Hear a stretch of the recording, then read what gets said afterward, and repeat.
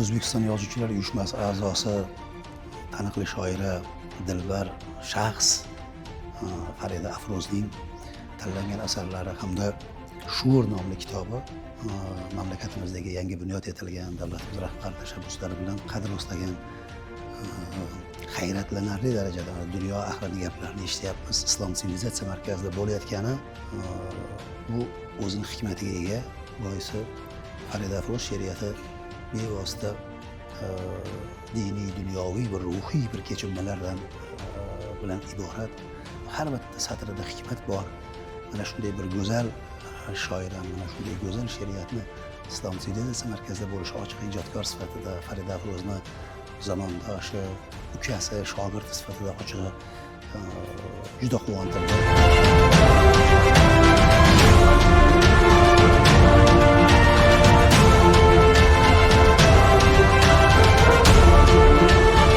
Farida Afrozimday hayotiga agar nazar soladigan bo'lsak, ular Nodira begim bilan tomirdosh hisoblanadi. Nodira begim ajdodlari bularni bobo kalonlari hisoblanadi. Shu ma'noda juda bir go'zal tarzda o'tyapti. Men yana bitta narsaga haligi e'tirof etgim keladi, minnatdorchilik bildirgim keladi.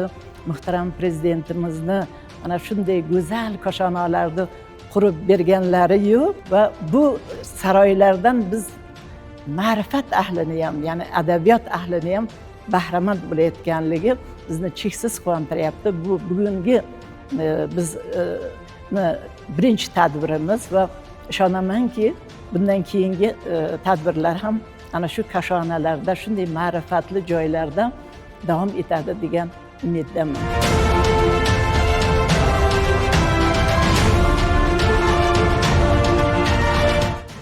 Farida Afroz nafaqat she'riyat muxlislarinigina ko'nglidan joy olgan, qolaversa juda ko'p ijodkorlar, o'sha olimlarni qalbidan joy olgan shoira. Uni falsafiy she'rlari bo'ladimi, uni tasbihlari bo'ladimi, uni naqllari bo'ladimi, uni prozasi, poeziyasi bo'ladimi, hamma tomonlama insonni o'yga toldiradigan, o'yga tolgan insonni esa yuzaga chiqaradigan, mushkulni oson qiladigan, mushkulotlardan qutqaradigan satrlarni bir muallif sifatida sevimli ijodkor. Men uchun 2 karra va juda ko'p karra yaqin inson deb bilaman, chunki o'sha 80-yillarning boshida Tunlar isyoni, Iztirob ko'ylagi degan kichkina she'riy to'plamlari chiqqanda men Samarqandda, Kattaqo'rg'onda yashardim. U yerda biz o'sha kitob do'konida ishlardik. O'zbekiston Yozuvchilar uyushmasi raisi, O'zbekiston xalq shoiri Sirojiddin Saidni bir to'rtliklari borda. Farida Ra'nolar, bu she'riy tamannolar biri kelmish Qo'qondan, biri Kattaqo'rg'ondan deb bizga bir ta'rif berib ketganlar. Men ana shunday inson bilan zamondosh bo'lganimdan, suhbatdosh bo'lganimdan, sirdosh, yaqindosh bo'lganimdan xursand bo'laman. Nega og'rirsizkan, hech bo'lmabdi osonda, demak hamon o'sha dardlar yuribsiz yashab. Siz o'shasiz nigohlaringiz. Kelsang kelgin yoki xayr xo'sh, tomog'imda yig'laydi bir qush. Kelsang kelgin yoki xayr xo'sh, tomog'imda yig'laydi bir qush.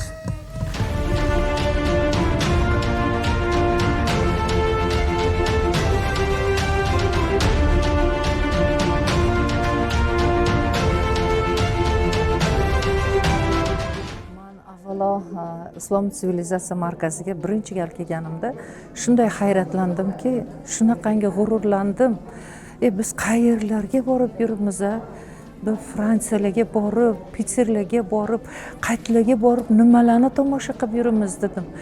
Va bu yerga kelib, bilasizmi, butun chet elliklarni ko'rib, odamlar shu darajada tashnaligini ko'rib man ko'zimga yosh keldi. Mana shunaqangi bir odammanki, bir gimnlar aytilsa, bir chet ellarda bir bayroqlarimiz ko'tarilsa, mana shunaqa g'ururlanib ketaman.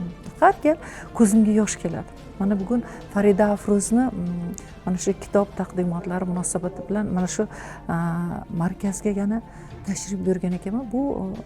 Bu kutubxonaga birinchi gal kirishim to'g'risi. Va bilasiz san'atkorlar, shu kelganimda birinchi bo'lib Alisher Navoiyga ko'zim tushdi. Va albatta mana shu qo'limga mana shu kitob tushdida, chunki men g'azal mulkining sultoni bo'lgan Alisher Navoiyni ustozim Abduhoshim Ismoilov bir 10 dan ortiq g'azallariga kuy bastalab berganlar va mana shu qo'shiqlarimni men o'zim yakkaxon konsertlarimda ijro etganman. Va xohlardim bu yerga nafaqat ijod ahli, butun fuqarolarimiz, mana shu O'zbekistonda yashaydigan barcha insonlar kelishlarini shunaqangi xohlardim. Hech kutmagan edim, birdaniga shunday taklif bo'lib qoldi. Mana shu birinchi marta bu kitob taqdimoti o'tkazilyapti. Yana mening kitobim yaqindagina chiqqan, hali sovigan yo'q edi, tandirdan uzilgan kitobimiz. Men o'sha aytganlaridek ancha baxtliman. Baxtliligimga yana bir iqror bo'ldim. Muhtaram prezidentimiz ostonadan kirib kelyapman. Yana Qo'qon darvozasidan kirdik. Qo'qonlikman. Kirib kelyapmizda qarang, aytamanki, Allohim shunchalik nasib qilding. Shunday bir binolarni bizga, shunchalik ma'rifat markazini, bir aql bovar qilmaydigan, bir o'ylamam tushingda ko'rmaydigan narsalarni bizga mujassam qilib berdilar. Umrlar uzoq bo'lsin. Kirgandan duo qilyapmiz. Hamma o ziyolilar bugun biz duodamiz, qo'limizni ochib duodamiz.